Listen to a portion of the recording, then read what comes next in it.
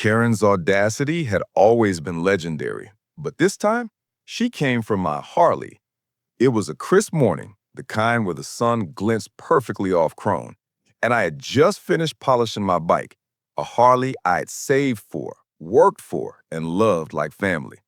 That's when Karen strutted up the driveway, clipboard in hand, her son trailing behind like some spoiled prince. She didn't even say hello. She just jabbed her pen toward my Harley and said, "That motorcycle isn't HOA approved. You'll have to hand it over. My son deserves a proper ride." I thought she was joking. I laughed. She didn't. Her son smirked like he'd already won. When I told her she was insane, Karen's face twisted in rage. "If you don't hand it over, I'll call the cops for theft of community property." And she did, right there on my lawn, phone to her ear, screaming about me stealing HOA assets. I didn't flinch. I let her finish.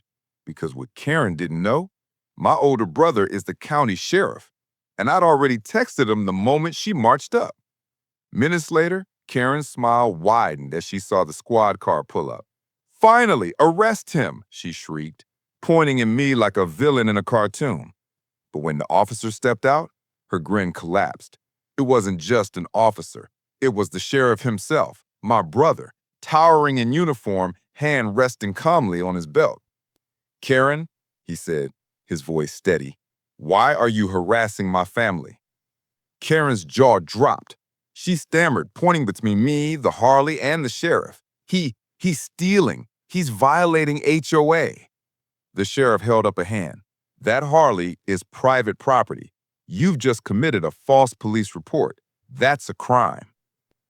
Karen's face drained of color. Her son stepped back, muttering, "Mom, let's go." But it was too late. My brother wrote her up, handed her a citation in front of half the neighborhood, and told her if she ever stepped on my driveway again, it'd be trespassing charges. The neighborhood was buzzing. My Harley gleamed in the sunlight, untouched, while Karen and her son slinked away humiliated. She thought she could take my bike. Instead, she rode straight into her biggest embarrassment yet. I am Liam, and trust me, the next HOA story is even worse. Subscribe now.